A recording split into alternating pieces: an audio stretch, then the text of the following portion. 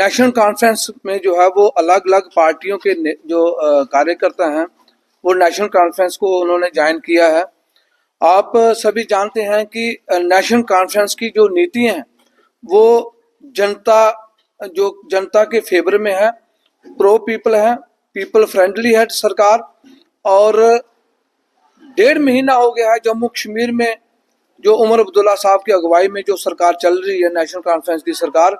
और इन 1.5 महीनों में एक रेवोल्यूशन देखने को मिला, चाहे वो डेली वेजरों की बात हो, चाहे वो आम जनता की डेवलपमेंट की बात हो, चाहे वो किसानों की बात हो, मजदूर की बात हो।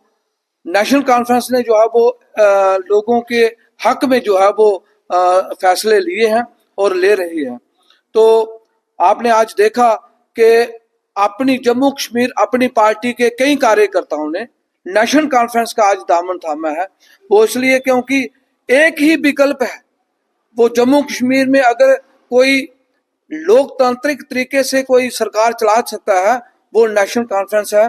और उमर अब्दुल्ला साहब की अगुवाई में 1.5 महीना आपने देखा कि किस तरीके से केंद्र की सरकार और जम्मू कश्मीर द्वारा जो है वो एक ब्रिज की तरह जो है वो पुल का इस्तेमाल करके लोगों की हर मुश्किलात को हल करने का जो प्रयास किया जा रहा है। पूरे जिला सांबा के लोग जो हैं वो नेशनल कॉन्फ्रेंस को लाइक कर रहे हैं, क्योंकि जो 28 एमएलए भारतीय जनता पार्टी के जम्मू प्रांत से जीते, लोगों ने ये महसूस किया कि वो 28 एमएलए जो थे वो हमारी नुमाइंदगी नहीं कर सकते, वो हमारे काम नहीं कर सकते।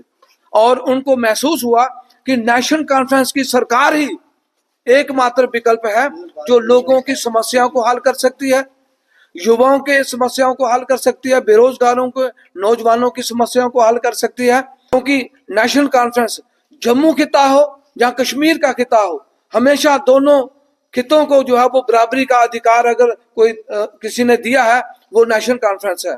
तो इसलिए आज ये शुरुआत है, आगे आगे जो है और भी लोग जो है वो हर पंचायतों के लोग जो है वो तैयार बैठे हैं नेशनल कॉन्फ्रेंस को ज्वाइन करने के लिए, क्योंकि नेशनल कॉन्फ्रेंस ही एक ऐसा मात्र विकल्प है जो लोगों की समस्याओं को हल कर सकता है। और सही मायनों में अगर लोगों की एक चुनी हुई सरकार लोगों तक पहुंच बना सकती है वो नेशनल कॉन्फ्रेंस है, और इसके अलावा कोई नहीं है। बहुत बहुत शुक्रिया।